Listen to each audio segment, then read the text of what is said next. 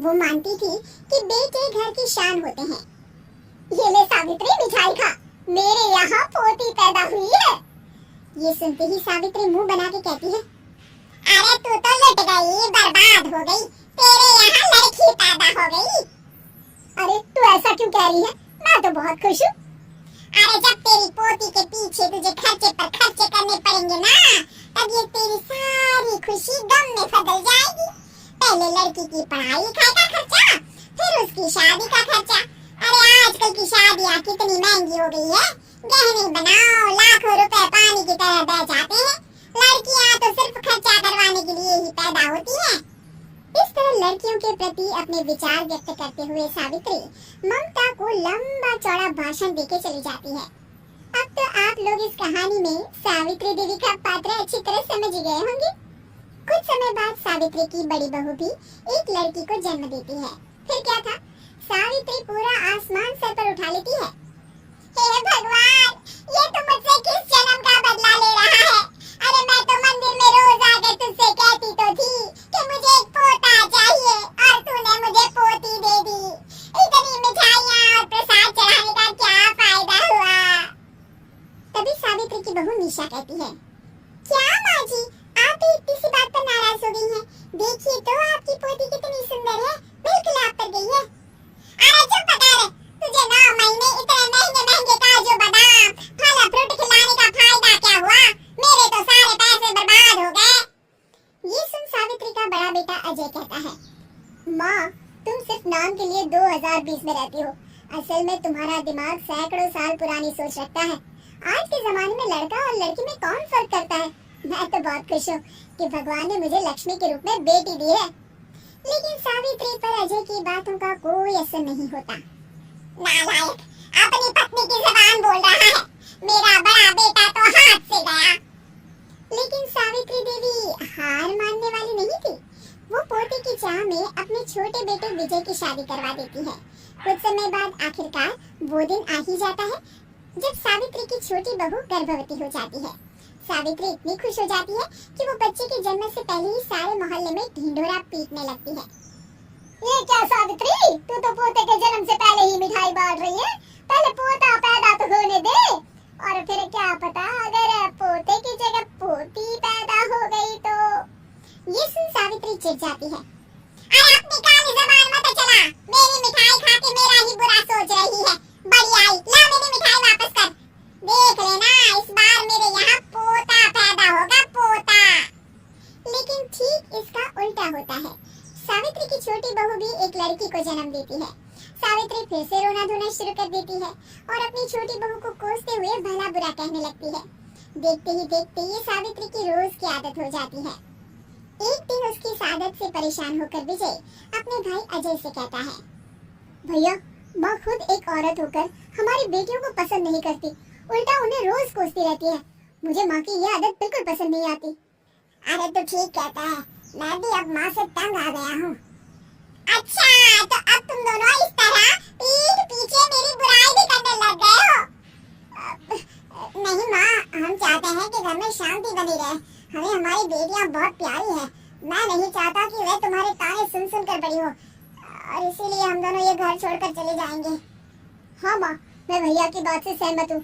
जब तुम इस घर में अकेली रहोगी तब तुम्हें अपनों की कीमत का एहसास होगा। अपने दोनों बेटों के मुंह से अपनी माँ के लिए इतने कठोर शब्द सुन सावित्री भावुक और रुआंसी होकर कहती है, क्या सच में तुम दोनों मुझे इस घर में अकेली छोड़कर चले जाओगे? हाँ माँ। हाँ माँ, अब पानी सर के ऊपर जा चुका है। मैं तुम दोनों के बिना नहीं रह सकती। अपनी सास के आंसू देख अजय और विजय की पत्नी अपने पतियों से लड़ पड़ती है। अरे जिसे जाना है वो जाए, मैं माँ जी को छोड़कर कहीं नहीं जाने वाली। भाभी आप ये क्या कह रही हैं? वही जो तुम सुन रहे हो, दीदी बिल्कुल सही कह रही है। हम बेटियों के संस्कार हमें सिखाते हैं कि सास माँ समान नहीं बल्कि माँ ही होती है, और उस माँ की जिंदगी भर सेवा की जाती है। बेटे अपना फर्ज भूल सकते हैं, लेकिन बेटियाँ नहीं। आप दोनों शौक से जा सकते हैं। माँ जी, हम दोनों के रहते आपको किसी बात की फिक्र करने की जरूरत नहीं। फिर क्या था, सावित्री के ऊपर छाए बेटों के घमंड के बादल उसकी बेटी स्वरूप बहुओं के तेज के आगे आंसू के रूप में परिवर्तित होकर सावित्री की आंखों से बहने लगते हैं और वो उन दोनों को गले लगा लेती है। मैं जिंदगी भर बेटियों को खोजती रही, लेकिन आज तुम दोनों को देख मुझे समझ आ गया कि बड़े अभागे होते हैं वो लोग जिनके घर बेटियां नहीं होती। के इलाके में आ जाती है।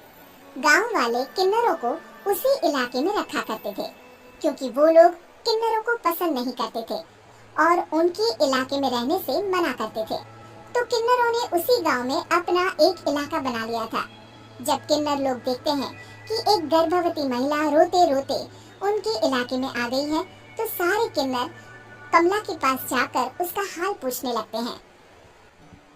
क्या हुआ बहन, तुम्हारी गर्भवती अवस्था में इतनी बुरी हालत कैसे है? तुम रो क्यों रही हो? तुम डरो मत, हम तुम्हें कोई नुकसान नहीं पहुंचाएंगे। तुम शांत होकर सब बताओ कि हुआ क्या है। मैं कमला हूँ, मैं गांव के दूसरे इलाके से आई हूँ। 2 महीने पहले ही मेरे पति की मौत हुई है।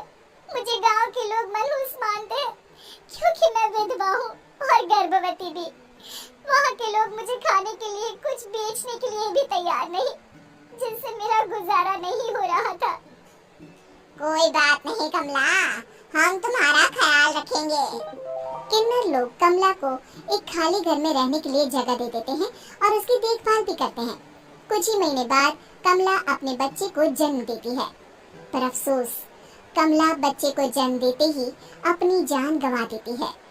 जब सब किन्नर बच्चे को देखते हैं तो बहुत खुश हो जाते हैं, क्योंकि वो बच्चा भी किन्नर ही था।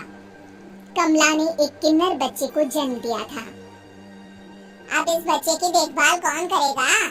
हम तो इस बच्चे को गांव के दूसरे इलाके में भी नहीं भेज सकते।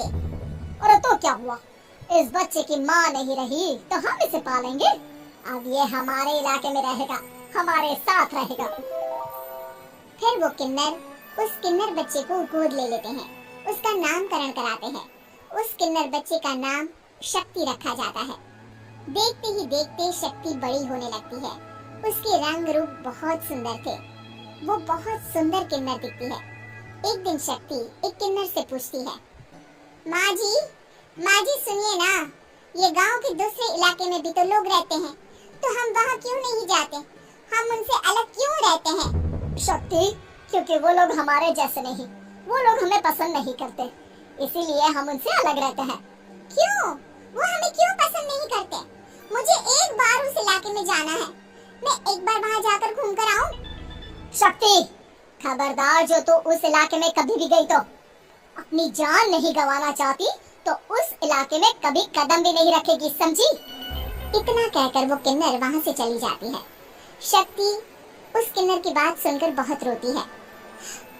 माँ जी ऐसा कैसे कह सकती है? उन्होंने इतनी सी बात के लिए मुझे इतना डांटा। अब तो मैं उस इलाके में जरूर जाऊंगी।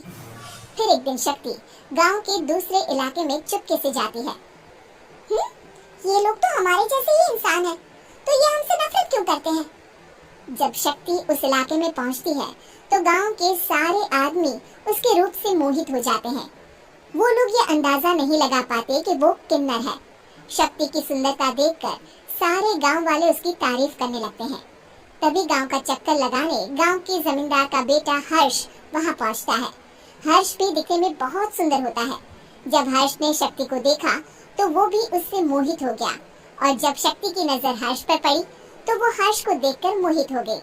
आपको पहले कभी इस गांव में देखा नहीं। इस गांव में आप नए हैं क्या? जी नहीं, वो मैं बस। तभी शक्ति बोलते बोलते रुक जाती है और मन में सोचने लगती है, अगर मैंने इनको बता दिया कि मैं दूसरे इलाके से आई हूँ तो वो समझ जाएंगे कि मैं किन्नर हूँ, इसलिए मुझे इनसे झूठ ही बोलना पड़ेगा।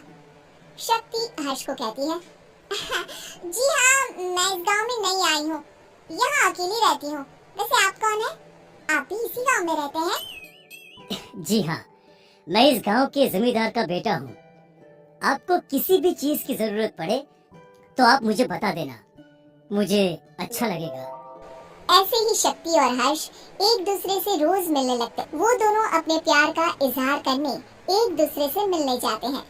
तभी शक्ति का पीछा करते करते एक किन्नर वहां आ जाती है। शक्ति, शक्ति, मैं तुमसे बहुत प्यार करता हूँ। मैं तुमसे शादी करना चाहता हूँ। क्या तुम मुझसे शादी करोगी? हाँ हर्ष, मैं तुमसे शादी करूंगी, पर मैं तुमको अपने बारे में एक सच्चाई बताना चाहती हूँ जो मैंने तुमसे छुपा कर रखी है। तभी उनके बीच में ही वो किन्नर आ जाती है। शक्ति, तेरी हिम्मत कैसे हुई ऐसा करने की? वो किन्नर शक्ति को खींचकर गांव के जमींदार के पास ले जाती है। हर्ष भी वहां शक्ति को बचाने के लिए पहुंच जाता है। जमींदार शक्ति और हर्ष के प्यार के बारे में सुनकर गुस्से में आ जाता है और शक्ति को गांव के बाहर निकालने की सजा देता है। शक्ति ये बात सहन नहीं कर पाती और कुएं में कूदकर अपनी जान दे देती है। जमींदार हर्ष की शादी गांव की एक लड़की से करवा देता है, पर हर्ष इस शादी से खुश नहीं होता। शक्ति अपना बदला लेने के लिए मरने के बाद किन्नर चुड़ैल बन जाती है। अब मैं इन गाँव वालों को नहीं छोड़ूंगी, अब इनसे मैं अपने प्यार का बदला लूंगी। किन्नर चुड़ैल गांव वालों को परेशान करना शुरू कर देती है। एक बार वो रात को गांव के खेतों में पहुंच जाती है और वहां आग लगा देती है। सारी फसल जल के राख हो जाती है। जब एक आदमी रात को उठकर देखता है कि खेत में आग लग गई है तो वो वहां पहुंच जाता है। वो देखता है कि खेतों के बीचों बीच एक किन्नर चुड़ैल खड़ी है और वहां खड़े होकर ताली बजा रही है। गांव वाला किन्नर चुड़ैल को देखकर बेहोश हो जाता है। जब सुबह उस आदमी को होश आता है तो वो सीधा जमींदार के पास जाता है। अरे जमींदार साहब, अरे वो किन्नर चुड़ैल ने मेरी सारी फसल जला दी। अब मैं क्या करूंगा? क्या होगा मेरा? जमींदार चुड़ैल किन्नर का नाम सुनते ही सब कुछ समझ जाता है। अब वो बहुत डर जाता है। उसी रात को जब जमींदार डर के मारे अपने कमरे में सो नहीं पाता, तभी वहां अचानक से किन्नर चुड़ैल आ जाती है। किन्नर चुड़ैल जोर जोर से जमींदार के आगे खड़ी होकर हंसने लगती है और ताली बजाने लगती है। जमींदार उस डरावनी किन्नर चुड़ैल को देखकर बहुत डर जाता है। तूने मेरे साथ बहुत बुरा किया, अब मैं तुझे जान से मार दूंगी। नहीं नहीं नहीं नहीं, नहीं। मुझे माफ कर दो, मुझे मत मारो। मैं कभी ऐसा दोबारा नहीं करूंगा। अब तुम जो